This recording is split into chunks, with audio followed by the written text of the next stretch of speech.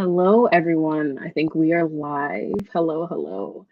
Thank you all at home for joining us tonight. My name is Ariel. I will be your host and moderator. So, tonight is a very special night. Tonight is the first installment in Ardacity. And if you haven't already heard, I'm guessing you've heard because you're here. But if you haven't, Ardacity is a new podcast from BAMS Fest.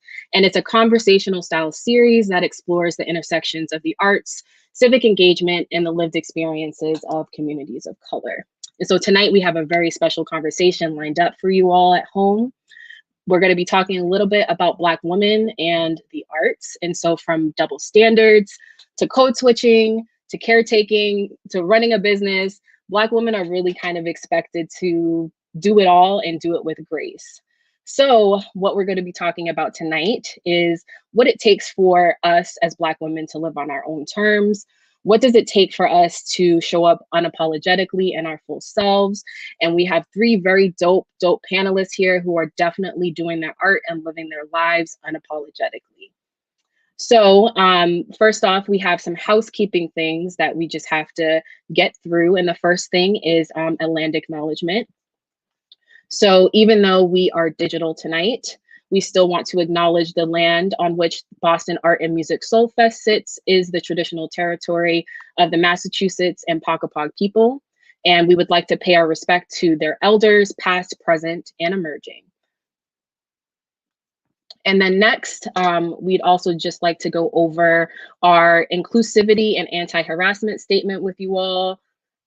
So just remember, BAMS Fest creates inclusive events and programs that welcomes everyone. Our staff, board, volunteers, and affiliates have the right to a safe and respectful experience. Discrimination or harassment will not be tolerated in any form, either in person or virtually, okay? So we're not doing the meanness tonight. Keep it nice in the comments, all right?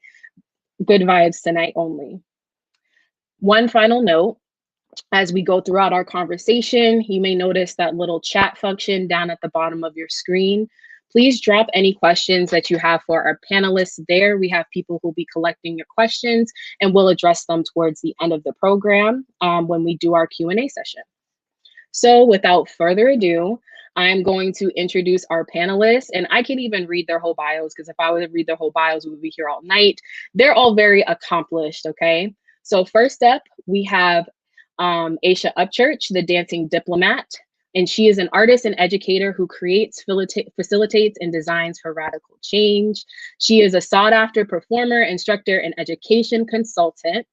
She currently is on faculty at Harvard, where she teaches new courses on hip hop pedagogy and embodied learning, and launched Hip Hop X. And Hip Hop X is an intergenerational collaborative lab for high school and graduate students to explore hip hop arts and education. So whether she's on the stage or in the classroom, Aisha is an ambassador on how to be DOPE, dope, and we'll actually get into that a little bit later in our conversation. Next up, we have Elle Simone. And if you haven't heard of Elle Simone, I really don't know what you're doing. She is an executive editor, inclusion leader at America's Test Kitchen. She's also a food stylist for Cook's Country, an on-screen test cook for America's Test Kitchen, and host of the Walk-In podcast, which is very good. I highly encourage everybody to check out that podcast. Elle has appeared in a long list of places. Let me try to read some of them out. Food Network Magazine, The Cooking Channel, The Katie Couric Show, CBS, ABC, Bravo. And she's also been featured locally in the Boston Globe, also in Forbes, Eater, and on the Tom Joyner Morning Show and NPR. Welcome, Elle. And then last but not least, we have the trap feminist herself. I've been writing about Brandy's music for years here in Boston, so I'm very excited to talk with you again. So Brandy Blaze is a hip hop artist from Boston, Massachusetts. Heavily inspired by Lil' Kim, Nicki Minaj, and Missy Elliott, Blaze spreads her message of trap feminism through her hard-hitting bars and dynamic stage presence. She's been performing since the age of 3, okay? And she started writing poetry in middle school and transitioned to rapping. She's been featured in, again, a long list of places: Boston Hassle, Dorchester Reporter, Vineyardland, Alston Pudding, Dig Boston, Boston Magazine, Boston Globe. I could go on. Brandy was also nominated for Breakthrough Artist of the Year at the 2020 Boston Music Awards, and is hard at work on her third LP, which should be dropping this year. I'm very excited for that. So welcome, everybody. Thank you so much for joining us tonight.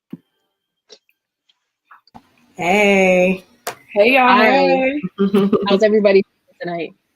Pretty good. Excited. Excellent. Yes, Good. excited to be here. I'm excited to talk with y'all. It's like I've met all of y'all throughout the years and have watched all of you and your work, and not just your work, but how you're just really kind of moving conversations forward, right? Important conversations. And so tonight we're talking about Black women in the arts. And I know your work, but we may have folks watching who may not be as familiar. So starting with Aisha, can each of you just kind of give us a kind of just like a little intro into how you got started into your current career? Awesome. Thanks for having me. I'm so excited we get to be the inaugural session of this. No pressure for everybody that's up next. Anyway, I kid. So I'm Aisha Upchurch, aka the Dancing Diplomat. So I've been dancing since I think in the womb, in utero. And I always let people know that like the origin and the introduction is not necessarily into the industry, but into like my identity, into the culture. And I'm the fourth born of Marsha Denise Washington and William Donald Upchurch, Northside St. Louis. And the way I grew up, what your siblings do, you do. The outside, your porch is your studio, your concert stage. And so that's really been formative for me as I've progressed into like more quote unquote formal dance training, and as an educator, as a performer, as a choreographer, I still remember like that sense of community and intergenerationality by being the little pipsqueak youngest sister with all the big kids and play cousins. And so thinking about how dance can be such a beautiful language to connect and to see other people, you know, we are bodies, you know what I mean? And so everybody has a body and these bodies are meant to move. And so how can we see and hear and learn from each other more deeply by centering the body and movement? So that's my language. That's my research method. That's my whole soapbox. And the current of diplomacy comes from my background in international relations, but also the ability to be in different spaces and read the room. Like in another life, I think I was going to be a dope MC. So you good, Brandy. I ain't coming for you in this life, or a DJ. But that's the ethos I try to bring, and like being able to be in different spaces, read the room, read the energy, and provide some way for people to be seen and held and heard and human. And that's quite often through dance. And so, yeah, I don't know about the industry, but I'm definitely in my flow as who I believe I was created to be. Yes, we love to hear it. How about you, Brandy? I don't even really think I've heard your origin story. What's the origin story, Brandy? So as you mentioned, I started performing at 3 years old. I'm a third generation Bostonian, so Boston is just very much in my blood. I think it's all in my accent. Sometimes I hear myself talk and I'll be like, wow, that was a lot. But I was raised by an amazing single mom who very much, we didn't have a lot financially, but she very much spoiled me with experiences. And I think that really helped develop me into the person that I ended up becoming. I played all types of sports. I danced for a really long time. That's how I started. I did acting. I wanted to be a singer. My dream was, I just thought I was going to be Whitney Houston or Mariah Carey. Like that was my dream. And like the roadblock to that dream was that I can't sing. So I had to do something else. I started to write poetry, and then I started to rap in high school, but I kept it very much like on the low. I was kind of like embarrassed. Like my friends knew I rap, but I don't think that anyone really knew how serious I was about it until I happened to rap for like a friend of mine and this guy I was dating at the time. And they were like, whoa, maybe you should do something with that. I was like, okay. So that was almost 8 years ago. And I've been going ever since. And I think something that's like really, at least I hold dear to my journey is that, you know, I am older than a lot of my peers. You know, Black don't crack, so I don't think people realize how old I am. But, you know, I didn't start my journey in music seriously until I was 27. And I just felt really something empty in my life. I didn't know what it was until I really got on this journey of really taking my craft seriously and really started to pursue it. So that's really like a message that I always want to spread. Why I named my second album Late Bloomer is like, it's never too late to pursue your passion and your dream and what makes you feel good as a person. And music was that for me. And music has literally saved my life. I tell people all the time, I am not in prison because of music. I have an outlet where I could be free and I could be myself, and I don't have to worry about what people think or being judged for the way that I look or anything else, for being Black, for being a woman, for being queer. I can just be free in my music. So that's really what I like to spread. And I hope that's what people get out of hearing my music. Love, bro. Oh man, that late bloomer, still such a great project. Like, thank you. And speaking of all of y'all, when I met all of y'all, speaking of the age thing, like Elle, I was like, you're how old? I'm confused. Like my whole reality was shook. Did you call my age out? Like, speaking of old people, you're the oldest. No, I'm kidding. Yeah, well, I am a little up there in age. You know, I got that Black Don't Crack syndrome. It's very interesting because I really resonate with all of my co-panelists' life path. I started in culinary when I was 30 years old. So I feel like I've had like several lifetimes in one lifetime, right? So I started off in social work, and I was obviously working during the first Great Recession. I think we're in probably the second one, or the third. And I was working for an agency, and the agency lost their funding, and I was sort of forced to re-examine what I wanted to be doing with my life. And the only other thing I could think of that I really loved doing was being in the kitchen, right? It was more than for the cooking, though. It was mostly about, the community opportunity to spend time with my family. My grandmother and her sisters would like do all the family problem solving. I come from a matriarchal family. There are probably like 2 boys of like 14 granddaughters or something insane like that. Like you can count the men on like one hand. So, that was like their time to solve problems and, catch up with each other. And I enjoyed that time. There are like pictures of me sitting on the kitchen floor while they're cooking in a diaper and a shirt, just being in the room, And, once you get to a certain age, they're like, if you want to be in this room with these adults, you need a job. You need to be doing something other than, as the grown folks would say, staring down my throat, like listening to my conversation. So I started doing tasks in the kitchen, and I loved it. And so when I had an opportunity to kind of reinvent my professional life, that was the path I took. I was already like moonlighting at restaurants, like working in front of the house, being a hostess or everything but cooking. I had done at that point. And so the cooking part kind of stumbled in my lap. I was just filling a space for a person who was out that day. And then I just never went back. And I decided I had gone to New York for my social work undergrad internship and knew that I wanted to go back. And so when I had a chance to go to culinary school, I got a scholarship. I went to New York, had a series of struggles and then like beautiful experience, and went to a trade school, not the school that I had the scholarship for because I could not afford it, which is a very common thing, like this culinary school is very expensive.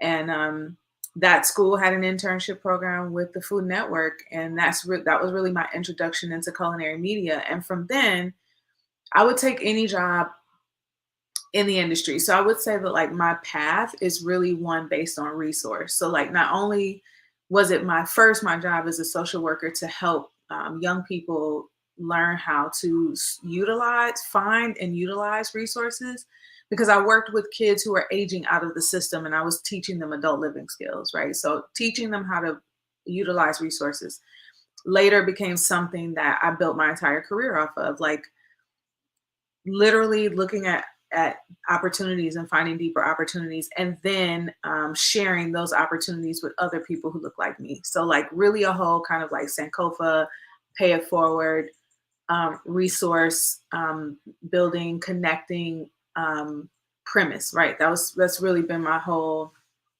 thing. I'm the one people call when they need to be connected to a person about a thing, food related and otherwise. Like I call myself the great connector, right? No one else calls me that, at least not to my face, but you can if you want. But I enjoy it's the work that I enjoy, and it is the reason I actually started She Chef Incorporated, which is a professional networking org for women of color. and women identified people as and our allies, right? So it was really about just how can I, in an organized way, give resources to people, connect people, and enhance their experience in a predominantly white male industry. Yes, I love you, Elle. Oh my gosh. I will never forget us sitting at the Garden Museum waiting for Jill Scott to walk in. Was that, wait, no, that was the wrong one. No, that was it. We did Jill Scott, and then we also did. Oh yeah, you served food for Jill Scott. Fonte. We also and Fonte. Yep, and some other great artists. What's their name? For what? The event with Fonte. It was myself, Fonte, and then another hip hop artist from Boston. Really cute, catchy name. Is Oompa? Oompa, yes. Yeah, Oompa. Yep. Yes. Yep. So you were speaking a little bit about, being a Black woman in a white male dominated industry. And I want to hear from each of you about, you guys are all doing obviously very different things, but one thing is the same, is that we're all Black women, right? And while our experiences may vary, there are some like solid truths to what it means to be a Black woman working in the culinary field, working in rap, and working in dance. So I'll start back with Elle, but can you talk a little bit about like what some of those challenges have been for you in your field? Yeah. The interesting thing is that because I came into the industry at a later age, or an older age, I didn't experience as much because I'm not with the shits, right? Like, I'm from Detroit, I'm just not with it. But I mean, I did have some experiences, but definitely not compared to a lot of other women and femmes in the industry. But what that looks like is sometimes working a position, right? So I'll give an example. Here's a clear example. I was working as a production cook for a major catering company in New York City. And this company is a hospitality group. They had a catering arm. They had a mass production arm. That arm that I worked in was the one that provided food for like Citi Field, like for all the stadiums, all the parks, just so you have context on how big this company was, right? And the sous chef who was my manager decided to go back home to Florida. His position became open. I was not the next person who had been there the longest, but the one after that person, and because that person did not want the job. And so they were like, can you run this position, this department, while we figure out what we're going to do next? And I'm like, absolutely. Because in my mind, that means I would be considered for taking the position, if I could run it in any way. And so I did that and tried to get into conversations with them, and they kind of staved me off a little bit. And then they brought someone in and asked me to train this person who was a white male. And I told them I absolutely will not train a person for this job that I'm doing. No, I will not. You can get a trainer for him, or whatever you want to do, but I'm not doing that, And so, that was my first and last experience with obvious discrimination. I was not the only person of color, but the only Black woman working there. There was only one woman who was a sous chef there, and she was a white woman. And for how she treated us, she might as well have been one of the men, And so, I decided that I was already kind of dipping my toe into culinary media at that time, and knew that was the path I wanted to go, because what I did know, what I was learning, because this same company also ran other restaurants, and from time to time I would go work in those restaurants to fill vacations or space, and I would notice, while I can't say no one was being treated poorly, for me it was the lack of representation. It's like, I don't even see anyone who looks like me in these spaces. Why would I want to be in it? Like, apparently that's not important to them, And so, I think I just kind of knew, because I came from Detroit working in restaurants where it was all Black people, So like to see something so starkly different, I was like, yeah, this might not, I don't think returning to restaurants is the life I want to live, not in New York City anyway. And so I ended up going into culinary media, where it was also predominantly white, of course, predominantly white women this time. And there were a lot of Asian women in the industry, in at least in the Food Network. And I just, again, was like, wow, this is real.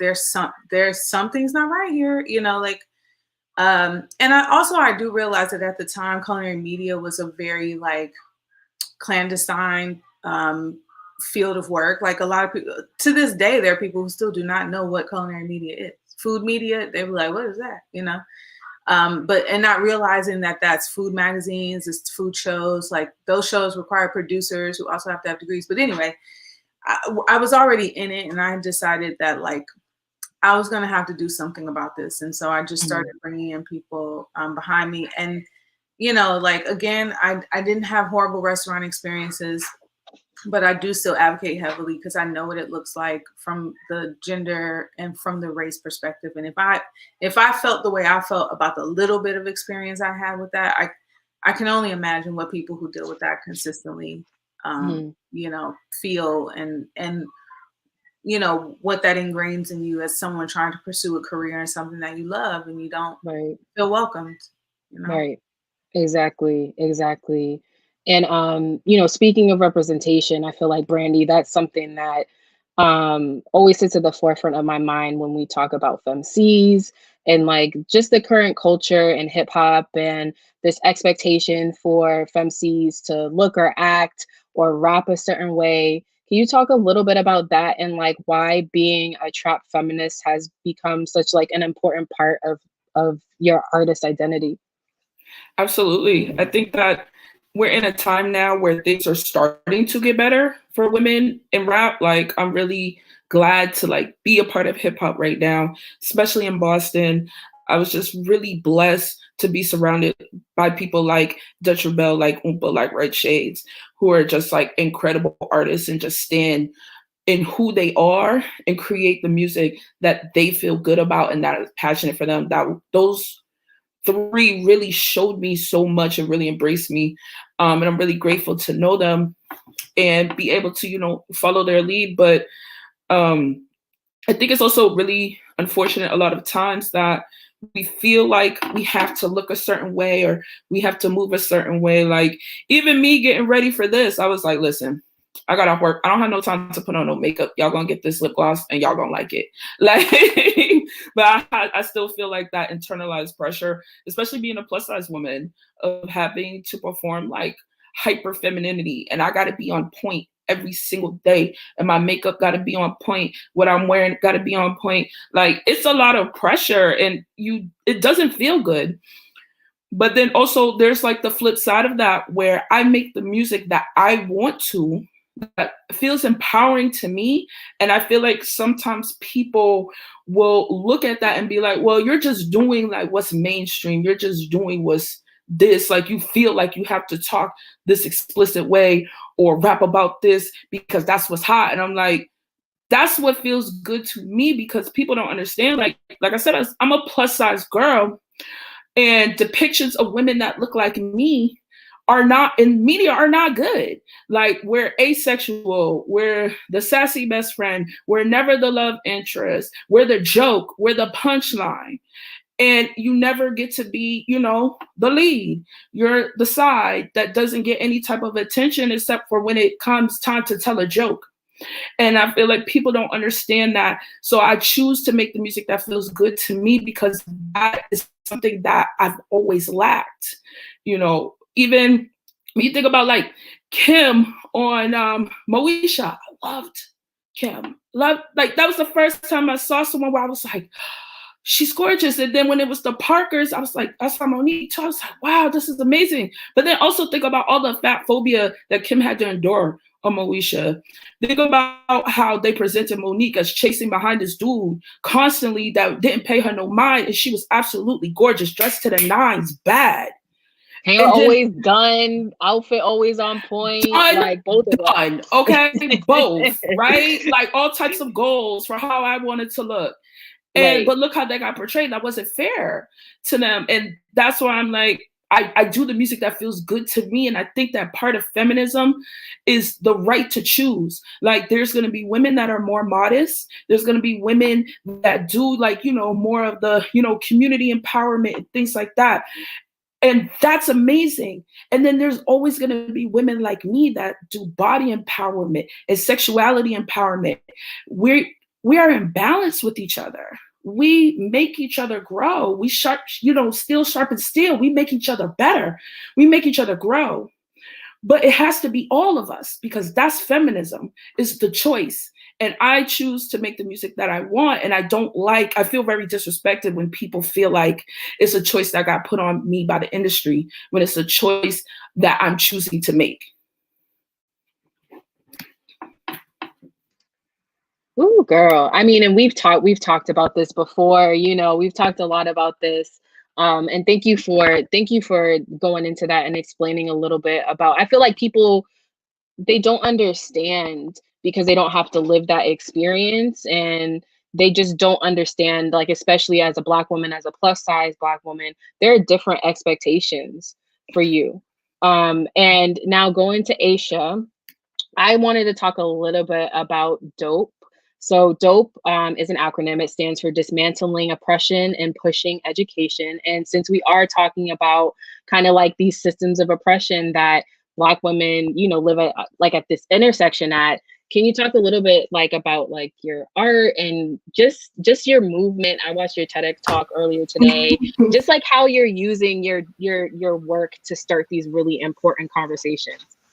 Absolutely. And I'm so blessed by what Elle and Brandy offered. Because and Brandy mentioned a word which is why I'm committed to like thinking about what's the actionable thing that we can do. And it's the internalization piece, right? And so not here to do like a whole like mini lecture on, you know, what is racism, what is oppression, but the like fact is, just like Saturday comes after Friday, that colonialism messed everybody up.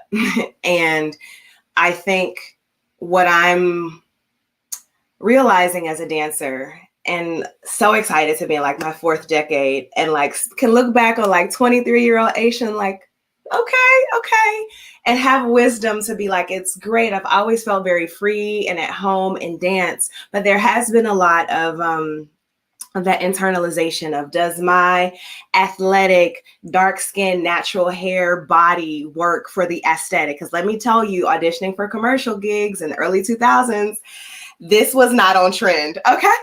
This was not on trend. And I'm like, but I know I'm dancing circles around other people, right? But like, what is it? And to even think about how we as Black women have an opportunity to sit with how internalization messes up our conversations and our interactions between each other. Like, I'm looking at the 4 of us and I'm like, let's get this Coca Latte rainbow going here, folks. Yes. And like you're saying, like, we are getting to a point, we are ever evolving, and thank goodness for wisdom and reflection and grace to do that. And that is not something that we're going to get from formal brick and mortar K-12 and even higher ed education. Yes, I'm in the ivory tower. I teach at Harvard, but I don't need Harvard to put a stamp on anything, right? I told y'all who I am. I'm from Northside St. Louis. I grew up singing and dancing, call and response, learning about how beautiful Black people are. And that formative learning that we get in our communities, in those beloved communities that we're called to, a lot of schooling will beat that out of us. A lot of opportunities in the industry, which I want to say the industry is different than the culture, right? So hip hop industry is something that I'm like, oh, child, bye. Hip hop culture, I'm gonna ride for you every day, because they are not the same. So a lot of times I'm like, I understand how the industry works. I'm here for the culture. I'm here for the beauty of those 4 principles: peace, love, unity, and having fun. And you might not get that from a little quick clip on a social media or whatever. So that's where I feel like whatever space I'm in, I have an opportunity to rep with love the thing that I care about. And I think that's what education can be. And that's what we can push in any circle, on a bus stop, maybe in the before times when you could get up in people's face, in the salon, in the barbershop. If you are in school, like if the books ain't got it, what do you know, right? All that singing and dancing that I did in my front yard in St. Louis on Maffitt is very much how I lead my graduate level classroom right now, because joy has to be in the center of it. Oppression doesn't like joy. So you know what I'm about? Joy. Okay. Oppression doesn't like radical collaboration. So do you know what I'm about? Radical collaboration. Oppression doesn't like these opportunities, these conversations where we can tell truth, where we can build, where we can drop some nuggets on the interwebs. Oppression doesn't like that. And so I'm like, you know what? I'm about whatever oppression doesn't like. And that for me is taking this thing that we use like in hip hop culture, or I'm an 80s baby, right? And that's dope, that's fly, that's fresh. And to flip it and be like, what if we took the verb? Because to really be about transformative system level and noticing that systems are like system of I first has to change. To be dope means you got to do something. You can't just think it, like you can't just hashtag it, like you can't just be inspired, like you got to do something. You have to be in the verb of it. You can't be in the feel of it. You can't be in the adjective of it. You got to be in the verb of it. You got to do. So if that's through the music, if that's through the food, if that's through connecting people, I'll call you the great connector. Yes, AKAL. Whatever that is, I feel like there is something, it sounds cliche, but there is something that we can do that is a transformative do. It is a transformative action of doing something. So when I say I am dope, I'm dope as a professor, I'm dope as an artist, I'm dope as a dancer, I'm dope as an auntie, I'm dope as a sister. It's the ethos, right? So I don't know, the industry isn't dope, but there are people who can be doing dope work wherever we are. And so I'm here for all bodies, remembering to be in your body, to get up and stretch, break, and to recover what has been erased from your beautiful Black identities around your hips, your nose, your shoulders. Shake it, twerk it, drop it, love on thyself, because we'll wait for other people to tell us don't do that. So that's what dope is. That's how I am as an artist. I can't even dissect artistry from education. Like wherever I am, it's a classroom, it's a stage, it's a StreamYard, it's a whatever. I'm here to be like, what's the one thing I can do? And that's just speak a little bit more bold truth. Ooh, that was a whole sermon. Thank you for that one. Dang. Yeah, the industry copies the culture. That's what it is. They steal. And then they try to erase us from the conversation. Mm-hmm. You know what I'm saying? Vultures. Culture vultures. Exactly. Heavy. Okay. So we're coming up on 6:40. So guys, if you're watching, drop any of your questions in the chat. If we don't have any questions, we're just going to kind of continue with the panel. And I think the next question that I really wanted to ask all of you, though a lot of y'all have already kind of touched on this, but what is one way, well, one, what does it mean to live unapologetically as a Black woman? Because I feel like there's just always, it's always like a catch-22. I don't know if you saw everything with Derek Jackson. Y'all know Derek Jackson? Y'all see that controversy? Yeah, okay. So there's like this whole conversation around his wife and like people criticizing her because she's staying, people criticizing her because of how she looked. And I just felt like, damn, like there's really no way, even when we're the victims, like people still like to pick us apart for whatever reason that it is. So for a lot of us, I feel like our art gives us that ability to be unapologetic in like our truth and in our bodies. And I guess, yeah, just the question is like, how are you being unapologetic? And not only that, but like life is hard sometimes. How do you keep up the energy to be unapologetic? And is that something that we should even be doing as Black women? Like, I feel like no, but I want to hear y'all's point of view. I think as women, we should just stop listening to shit other people say. You know, like, I mean, no one else does it, you know, and it's not just a Black woman thing. It's women, you know, across the board. Like we're just conditioned to be from the beginning of time, you know, like whether you believe in the Bible or not, the very first story of Adam and Eve is about Eve having to give a damn about what Adam thinks about her and this apple and this snake, right? Like how consequences, call it what you want, right? But that's the moral of the story, you know. And then Eve is blamed for everything else that has happened terrible after that, right? I'm just across the board unapologetic, and I'm not going to be like, it's just because I built myself up to be that way. You know, Ariel, as you know, I'm a 2-time cancer survivor, so I don't give a damn about anything. Like, thank you. Okay. It has been, when I tell you, if IDGAF was a person, right, is me. I don't care. I don't care. You know, but it's just because I also just like see that I don't find any value in it, you know, and like a part of examining life and how precious it is, you really start to think about like, how is a thing serving me, you know, and having to feel remorse or, you know, something along those lines for my actions just doesn't serve me. It makes me use up more mental space than most things even really require, you know, like there are a couple of philosophies that I teach with the women of She Chef, or I share with them. I don't want to say I teach them, because women of She Chef come in very knowledgeable, but like I always say, have the same type of audacity as a 50-year-old white man, right? Like move with that same type of conviction through the world. Okay. The other is something I learned from a white woman, which is to ask for forgiveness, not permission, right? It's kind of the white way. You know, they don't ever be like, can I make an executive decision? They'll be like, Bill, I made an executive decision. I hope you can work around these decisions that I've made. And, you know, and you're like, Bill's like, oh, okay, all right, great. That sounds good. You know, that's how I'm going to start practicing these philosophies. You know, that's how I'm going to move through the world, because it is easier to just ask for, you know, be like, you know what, you didn't like it? My bad. We got it done though. Right. You know, and then, you know, there's just no room for it. That woman, what's his name? Dennis? Dennis.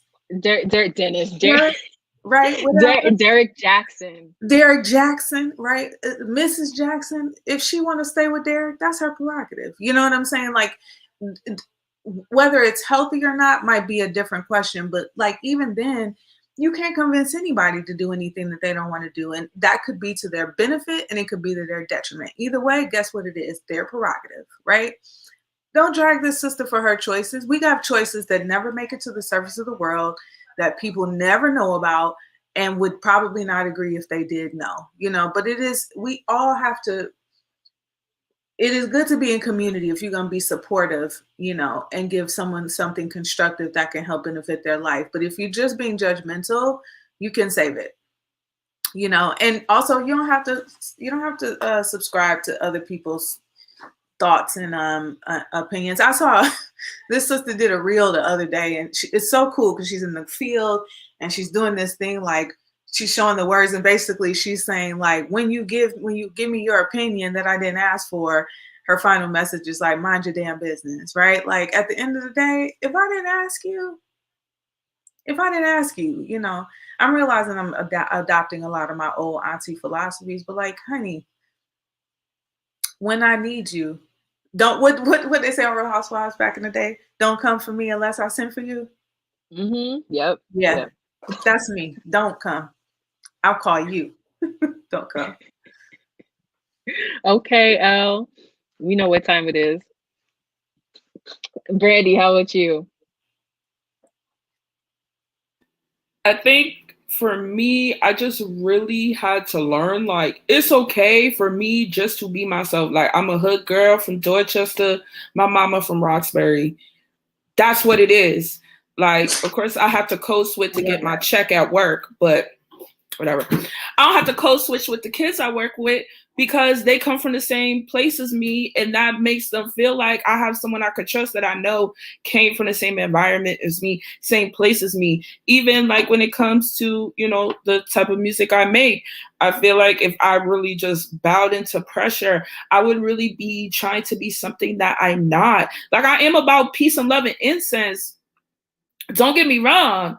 But you can still catch these heads though. You can still catch these heads though. Like, I think Erykah Badu said something like, I got incense and Newports. Don't play with me. Like, cause I got, this is who I am. And I think for me, and I know for a lot of Black women too, like we just feel sometimes like so uncomfortable. Like I have to like shrink. I can't be who I am. I can't authentically be myself because, you know, white people are going to look down at me. These other people are going to look down at me. They're going to think I'm dumb. They're going to think this. They're going to think that. And I'm at the point now where I don't care. If you think that I'm stupid because of the way that I talk, then that's your problem. Because best believe eventually you're going to show that you're foolish way before I do. You know what I'm saying? Because my mama raised me correct. I'm smart. I'm college educated, which doesn't make you smart. But that's just another thing that I have too. Like, don't play with me. And I don't want to be something that I'm not. Like I said, I could be making music that's like, you know, I don't know. Love me. I'm a Black woman. I'm here to love the whole community. I'm here for you, Black men. I'm here to be, you know, the mule of the community. I could do that. I don't want to. Because I'm not here for that. I'm me. I am Brandy. And Brandy Hood. And Brandy here to, okay, twerk a little something. And have a good time. And let these men know what their place is. That's me. That's who I am. That's me living and being me. If you have a problem, then like, I mean, I still listen to Lauryn Hill albums. Pull out the Lauryn Hill album. Don't listen to, like, I don't know what you want me to do. I'm going to be me. That's it, period. Yo, and if y'all don't have the pleasure of being friends with Brandy on Facebook, then you're definitely missing out on her hilarious, oh my God, her Facebook statuses be having me dying in the middle of the day. Like, y'all are missing out, just letting you know. Just letting you know. I don't be doing nothing. I don't be doing we gonna see. We No, gonna see. right. I'm about to add you. We gonna Brandy needs her own show, for real. Nice. Yes. I just wanted to add Hilarious. really quickly, also that it's our time as Black women. Like right Yes. now, like don't nobody want to get dragged by treating Black No. women like crap, right? So like y'all non-Black people, say on your P's and Q's, because if you look at me wrong, I might drag you through these streets. And that's all I got on that. And that's why I'm gonna stay on L. Good side. I think what we learned is that everybody on this panel got hands. That's what I it just want to feels say like. something though. Like, I think that we have a cheat code, and it's like I've kind of heard it in everything that was just shared. That like, just remembering who we are. Like, I'm every woman. Not really, actually. I'm Aisha Upchurch. Okay. And I'm the same little girl who didn't grow until like high school, but wasn't going to take nothing from nobody. I'm still that little girl who's like, if I see a problem, if I don't like what you're doing and I feel like there's a better way, I'm going to do it that way. So I love that we can draw on the strength of the collective Black woman and the collective Black girl. And I also believe that we have to remember the cheat code of our individuality, right? So I'm going to need Brandy to keep making Brandy music. I need Elle to stay exactly how she is. I need Ariel to stay exactly how she is. We each have to remember that we are designed a unique way. So like we can be influenced by beautiful, powerful other Black women. But we also have to like be very aware of when we subconsciously are now playing into the trope of the surviving, got you on my back. Like, just like you said, Brandy, the mule for the community. Like that's actually not, I love people who are community organizers. I'm this person. You said something bad about me. I'm going to go to you one-on-one directly. And I'll inform you if you should, from now and forevermore, keep my name out of your mouth. And then if there needs to be additional support, I go get the homies. I love that there are people like, let's get the homies first. Like, so if I get caught up trying to be the other proverbial community organizing Black woman, I'm missing out on the cheat code of the DNA of who I was put on this planet to be as a Black girl, as a Black woman. And so I think we can't get caught up into these images and these stories that are heavily curated in order to be monetized on social media. So I don't really give a hoot about Mr. or Miss Jackson, because the truth of the matter is cheating is not so singular, folks. Like, we've all been in some way, of form or another, affected by infidelity. So like what you would do and what you not gonna do, boo, get into your own business. and then don't throw the mantle on, see, like, that's what's wrong with Black men. I'm not here also to throw Black men under the bus or Black boys. There are way too many forces that are trying to have us do that. And I'm like, peep game, yo. Division is how colonialism works. Like, it is terrified of radical Black collaboration. So how about we not tear each other apart? How about we mind our energy and what we are consuming through media that is getting us distracted by these clickbait type of situations? Because if it's not going to feed my growth, if it's not going to help the liberation, if it's not going to give me joy, I don't consume it. You know what I mean? Like, so you got to curate. Like, I like snacks, but if I only eat snacks, I'm destroying my temple. So we got to watch the snacks that we eat out here on these interwebs and how they're distracting us from the divine buffet that we're supposed to be creating for ourselves. So watch what y'all eat on these internet streets. Like, at the end of the day, who cares if that's trending? What you doing? What's trending in your actual life? Woo, a word. Oh my God. Yeah, watch what you eat. Yes, please, y'all. I had to take a long social media break. We have one question for Elle from Sade. And I'm a 30 something year old who's just breaking into the culinary industry, some savory but mainly baking now. And culinary school was an option I couldn't pursue. So now I'm trying to gain experience on the job. Any pointers, words of wisdom, or best practices on how to succeed and thrive? Yes, that's a great question. You do not have to go to culinary school to be successful in this field. A lot of people, and even including myself, before going to culinary school, I was basically apprenticing, right?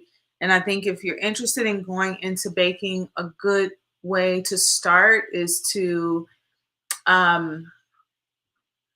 revamp your professional resume as is with whatever experience you have working. As you know, make a cover letter that leans strongly on your work ethic, on like sustainability, in your jobs. Just show that you have already a very mature work ethic about yourself, and you can pretty much take that to any bakery and say, hey, I want to learn how to bake. Having letters of recommendation is always very helpful. I want to learn how to bake, and I'm willing to start at any level of this experience, so that I can be in this environment. And that still goes a long way. You might only be filling the bins with flour and sugar and salt and butter, but you'll be learning the business, and usually most of us who are changing careers still have to work our full-time job in order to do that. So it will also require like a little extra time commitment, maybe working on the weekends. And if you have more questions, you can reach out to me on social media, because I might have some other alternatives. There's a culinary school that's online. They're actually one of the sponsors for my podcast, so maybe we can make some type of discount happen, because why not, right? Why not? Reach out to me on socials, Sade, if you have more questions, and I'd be very happy to hold your hand through the process. And speaking of socials, can all of y'all just really quickly go around, like, how can people follow you and stay updated with all of your work? I know all of you guys have a lot of stuff coming up in 2021. So how can people keep in touch? Go ahead. I was like, double dutch, who jumping in? So y'all can find me Aysha Dances, AYSHA Dances. That'll link to the other work, to Dope is a Verb, which is also a website if you want to buy merch, and also Hip Hop X, which I run out of Harvard. Yes, out of Harvard. You better tell it, Black woman up in Harvard. That made me excited, girl. Can I just come eat lunch with you on campus when y'all get back in real life? Okay. So you can find SheChef event information. Our website is hershechef.com. You can find me on all social platforms, for the most part. Chef Elle Simone on Instagram. I'm at L_Simone_Scott. And then also, if you just like type in SheChef Inc., you'll find us both on Facebook and Instagram. You can find me on all social media, all streaming services. Brandy Blaze, BRANDIE BLAZE. And if you're interested in booking me, because a sister is about a coin, you could go to bostongotnext.com. And so if you guys weren't able to catch their tags, those tags will be on a slide at the end of the panel. So just stay tuned if you need the tag again. Okay, and so we only got a couple of minutes left, but I always like to, I've started asking people this question. So like on Desus and Mero, I don't know if you guys have seen Desus and Mero, they always have people like say what their catchphrase or like theme is, like if it were in neon lights above your head. Like what would that phrase or like, I don't know, like lesson from today be? And so I would really just like to hear from you guys, like what's your what's your motto, what's your catchphrase, like what are you living by right now? Brandy, go ahead. Or you need a moment to think. I know I did. I put you on the spot. My rainbow, because I do watch Desus and Mero's, mine will say, Black women are magic, but don't play. I love that. That was good.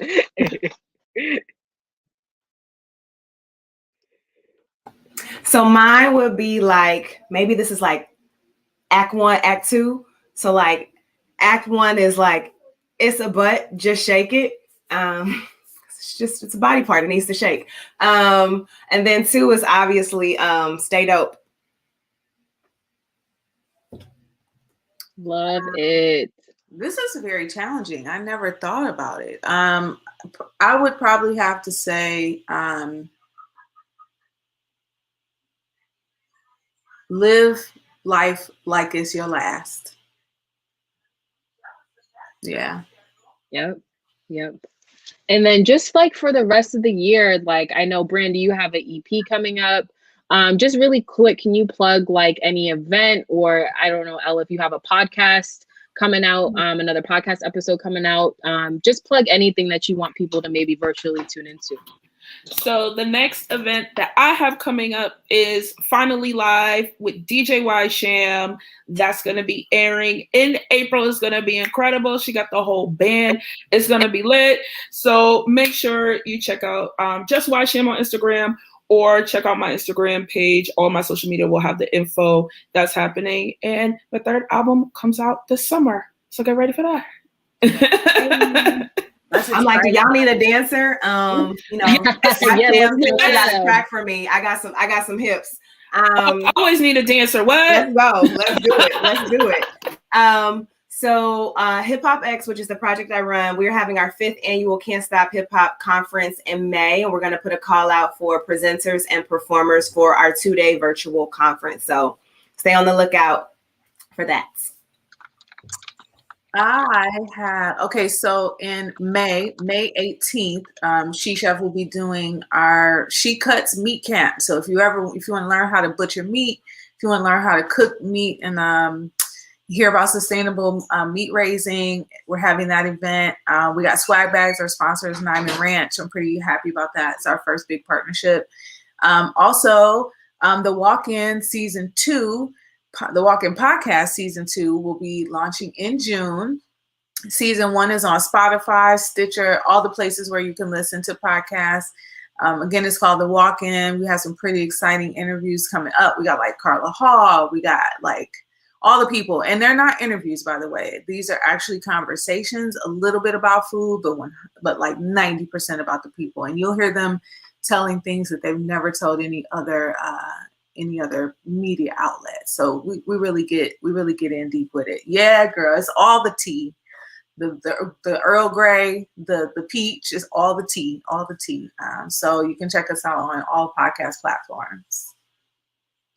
Oh my God. Thank you all for joining us tonight. I just love knowing all of you, because I feel like just by witnessing your work, I learned something. And so I'm just honored to know y'all, and to have been able to speak to y'all tonight. Yeah, I don't know how y'all are feeling after the conversation, but I feel good. Amazing. Full. Amazing. Mm-hmm. Yes. This was like everything I didn't know I needed. I got it all tonight. Yes. Yes, absolutely. I'm Feel happy to well hear fed. that. And thank you, Ariel, for such a dope job. You dope too, sis. What? Thank you. Y'all made it easy. Y'all make it easy. Y'all make it easy. And so before we sign off tonight, I just want to thank everybody who has joined us virtually for tuning into this first installment of Ardacity. So the Ardacity series will be released over the next couple of months in episodes. And so make sure that you tune in for the next episode on April 29th, which is called, the title of the episode is Be Words, Lyrics, Legacy, and Love. And so, yeah, make sure you check that out on BAMS Fest website and on their socials. We also would like to give a quick shout out to the sponsors for tonight. So a thank you to Boston University Arts Initiative, Mass Humanities. And I think that's it. That looks like all of the announcements I had to make, right? I think so. And then the last announcement is enjoy your Thursday night, enjoy your weekend. To all the Black women watching, please get your rest, prioritize yourself and your art and your work, and everything else will follow. Thank you all so much for joining us. Thank you. Bye, everybody. Ashe. Bye. Ashe. Art.